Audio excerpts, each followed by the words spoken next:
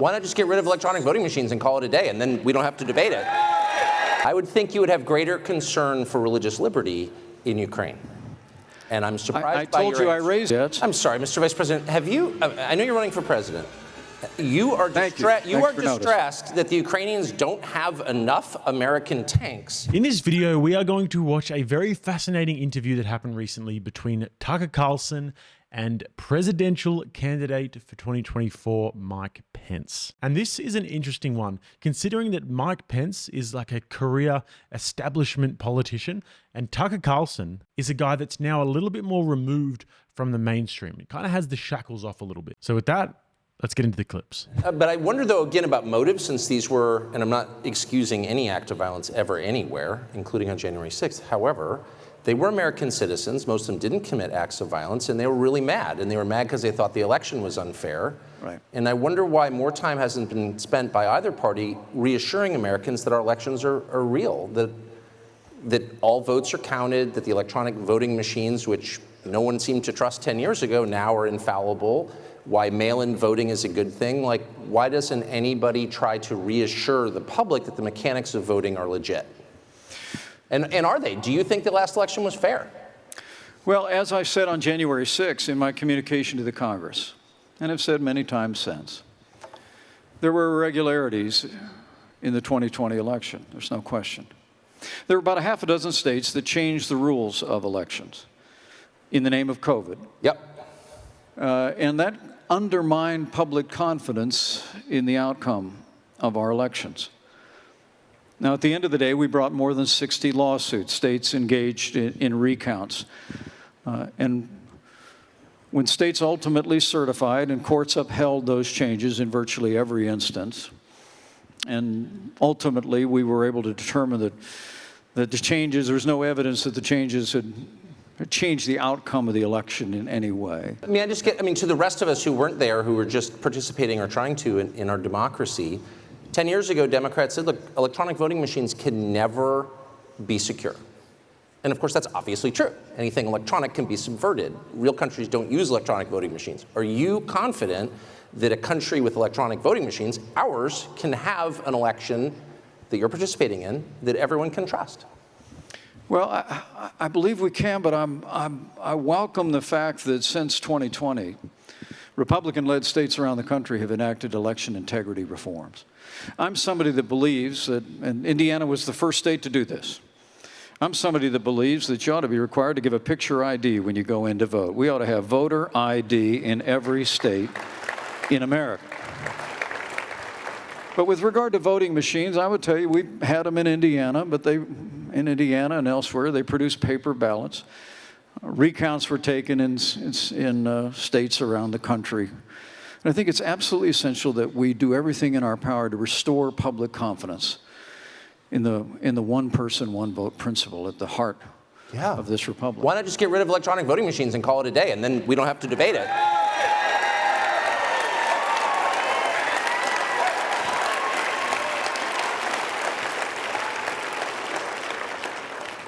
Well, I would certainly be open to that.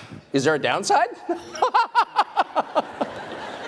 This is honestly so out of order by Tucker. How dare he question the integrity of the 2020 election? I mean, how could you have the audacity to question that Joe Biden is clearly the most popular president that has ever existed? You had to put on your windshield wipers to get literally the oil slick off the window. That's why I and so damn many other people I grew up have cancer. I mean, have a look around. Touch some grass, Tucker. Everybody loves Joe. He makes you feel warm and fuzzy like your grandpa in his pajamas on his rocking chair. That's just obvious, and it's completely ridiculous to ask any questions about the voting machines that they use in Venezuela, or the mail-in voting for that matter. Tucker should be genuinely ashamed of himself, and Joe Biden is a great, competent, and beloved president. That's okay. I'll stay in my blue mark, and then I'm going to say hello to each one of you. Yes, sir. I'll help you get started. You recently met with Zelensky, according to news reports. And I'm wondering if during that meeting, as a prominent Christian leader, which you are in addition to your political views, you broached the question of his treatment of Christians within Ukraine. The Zelensky government has raided convents, arrested priests, has effectively banned a denomination, a Christian denomination, the Ukrainian Orthodox Church within Ukraine, has persecuted Christians. And I wondered if you raised that with him. I did raise the issue when we were there. And I raised it with the leader of the Orthodox Church when I was visiting Kyiv and asked him about concerns about religious liberty. He assured me that the Zelensky government in Ukraine was respecting religious liberty, even while recognizing that there were very small elements of the Russian Orthodox Church that were being utilized for the purpose of advancing the Russian cause in Ukraine, and that they were taking steps to hold them to account.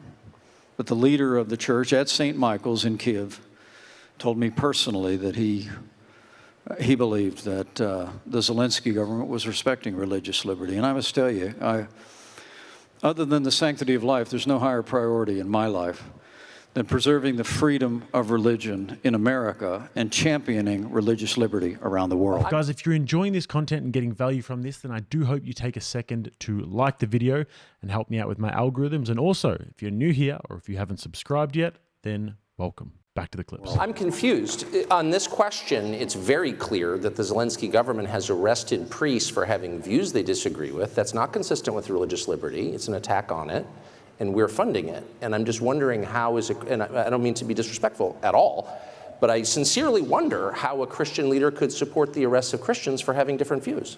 Well, what I can tell you is I asked the Christian leader in Kiev if that was in fact happening, and he assured me that it was not. People were not being persecuted for their religious beliefs. Now, he said let me take a break here. I know we disagree on this strongly, but I respect your right to your opinion on Ukraine, and I trust you'll respect mine. Look, I've been to Ukraine now twice. My wife and I traveled into Ukraine a month after the initiation of hostilities. The truth is, what I saw was not just evidence of war, but I saw evil. And I believe that it is in the interest of the United States of America to continue to give the Ukrainian military the resources that they need to repel the Russian invasion and restore their sovereignty. Would you, may I ask, would you be, and I believe you have a good faith position on this, and we have disagreements on it, but I want to just, I can't let you elide over the question of the treatment of Christians and clergy. I know, I heard and that would again, you be, Tucker. well, no, but hold on, would you be problem is you don't accept my answer. I just told you that I asked the religious leader in Kiev if it was happening. You asked me if I raised the issue, and I did. And I'm saying I also raised it with the Ukrainians, and I was told that there are religious leaders who have been working with the Russian military that is murdering people by the thousands. Okay. I mean, Tucker, look. Wait, but hold on. Don't you think... Let me explain to you what I think our national interest is there. I would think you would have greater concern for religious liberty in Ukraine. And I'm surprised by your I told you I raised the issue of religious liberty. No, you spoke to one person who's clerly on one side of it, and there are many, many news reports that are not disputed by anybody that many clergy have been arrested in Ukraine. And I'm merely saying I may not agree with their views. I'm not Russian Orthodox, but you can't arrest clergy for having different views, period. Because if you do, you violate the basic tenet of religious liberty. I want to be clear with you. I won't stand by it. I won't stand for it. If people are being persecuted for their religious beliefs, I won't stand for it.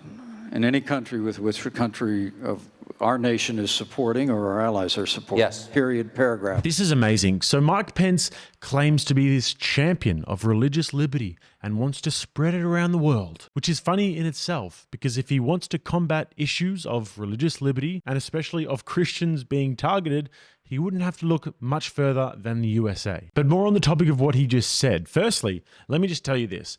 I could not trust Mike Pence as far as I could throw him. He is such a politician through and through that it's ridiculous. You can just tell by the way he answers these questions and the way he conducts himself. Everything seems fake and scripted. So when he says that he spoke to the religious leaders in Kiev, firstly, I don't really believe him when he says that he asked that question, but if he did, then it was probably under the close watch of the Ukrainian government. I mean, these priests were probably trying not to get arrested. But Mike reckons it's just not happening. And that's a flat out lie. Either that or he just has absolutely no idea what's going on. It is factual that the Ukrainian government has been cracking down on certain members of the Ukrainian Orthodox Church, members that they believe to be siding with the Russians, and this is not even a secret. It's pretty easy to find. It's out in the open. Let's have a look at a few articles. Los Angeles Times reports that Ukrainian court puts Orthodox priest under house arrest, alleging he condones Russia's invasion. Vatican News says Ukraine, Archbishop Shevchuk appeals for release of arrested priests. The Pillar says Zelensky announces crackdown of Moscow-affiliated Orthodox Church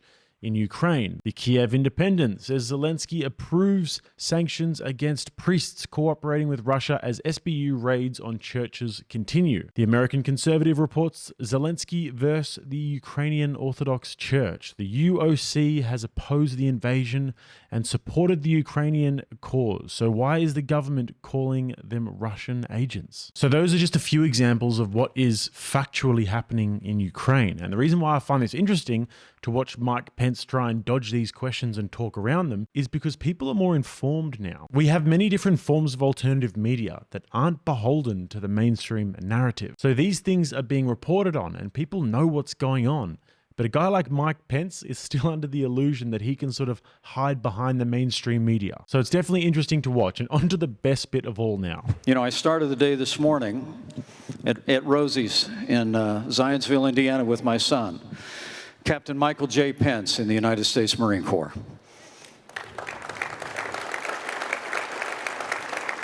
My son's a fighter pilot. My son-in-law is a Navy fighter pilot. And I'll tell you what, I never want to see American armed forces in Ukraine. I want to give the Ukrainian military what they need to fight and repel the Russian invasion.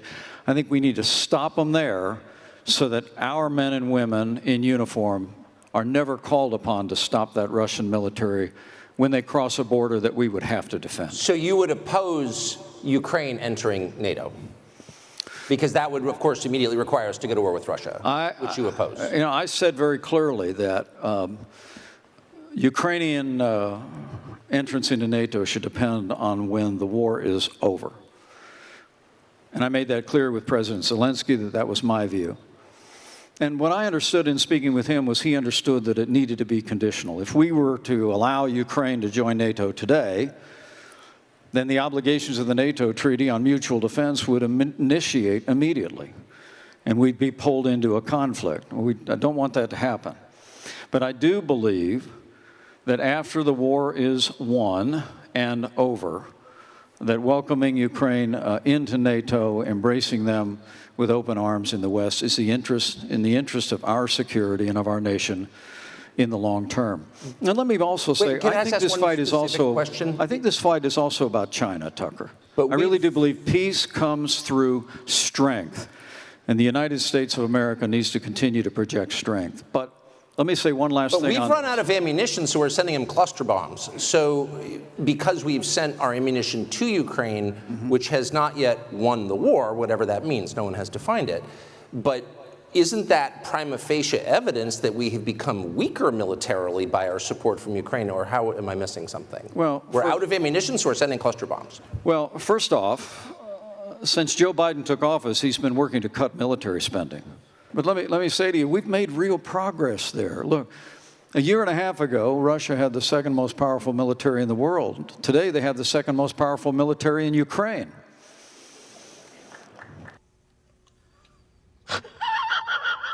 All right? That's progress. That's progress. And that's a result of what the United States and our allies have invested. I'll never forget standing in the woods a couple of weeks ago in a little town called Moshe, where the soldier told me about when the Russian tanks approached and how many soldiers they lost in the first 24 hours. And then the colonel looked at me and smiled and said, and then the Javelin missiles arrived. And I said, we sent you those Javelin missiles. And he said, yes, sir, you did. Why you always lying? I mean, we provided arms to Ukraine so they would be better equipped for this moment. But let me ask you a question. I'm sorry. Joe Biden cut off military spending when he came in, and even after that heartless, unprovoked invasion, which Joe Biden actually said, we don't know what we'd do if it was a small invasion. I mean, he signaled incredible weakness, especially after that disastrous withdrawal from Afghanistan. And all along the way, the Biden administration has been slow in providing military support. Make no mistake about this. We promised them 33 Abrams tanks in January. I heard again 2 weeks ago in Ukraine, they still don't have them. We've been telling them we'll train their F-16 pilots, but now they're saying maybe January we'll let somebody transfer some jets. I'm sorry, Mr. Vice President, have you, I know you're running for president. You are distressed that the Ukrainians don't have enough American tanks. Every city in the United States has become much worse over the past 3 years. Yeah. Drive around. There's not one city that's gotten better in the United States. And it's visible. Our economy has degraded. The suicide rate has jumped. Public filth and disorder and crime have exponentially increased. And yet, your concern is that the Ukrainians, a country most people can't find on a map, who've received tens of billions of U.S. tax dollars, don't have enough tanks. I think it's a fair question to ask, like, where's the concern for the United States in that? Well, it's not my concern. Tucker, I've heard that routine from you before, but that's not my concern. I'm running for president of the United States because I think this country's in a lot of trouble. You're not that guy, pal. Trust me. You're not that guy. So Mike Pence is an establishment neocon. And I have no doubt that if he were to be elected president, then he would waste very little time getting America in a full-blown and very profitable war with Russia. And then also, I don't think it would take too long for him to start spreading democracy bombs to some random group of yellow or brown people. And to be honest, this is even an area where I disagree with Jordan Peterson. I mean, I know Jordan Peterson has a very influential podcast and he likes to give all of the candidates a fair shake because he can actually influence elections, but his narrative around Mike Pence and being a return to normal, it's just kind of icky to me. I mean, what does normal really mean? Normality over the past 3 decades has meant constant and unending wars. It's meant unnecessarily spreading democracy and destabilizing different areas of the world. It's also meant mainstream media acting as propaganda. Propaganda that is designed to gain mass populace support so that these wars can happen under false pretenses. And I just don't think with the decentralization of information that we've seen recently that people will put up with this anymore. In this day and age, people are simply more privy to this. So really looking forward to hearing all of your thoughts on this, guys. Do you feel the same way about Mike Pence as I do, or do you guys have a different opinion? Am I missing something? Let me know. And guys, if you want to watch another video, click right here. Until next time, I'm Jake. This is RattlesnakeTV, keeping you armed and dangerous.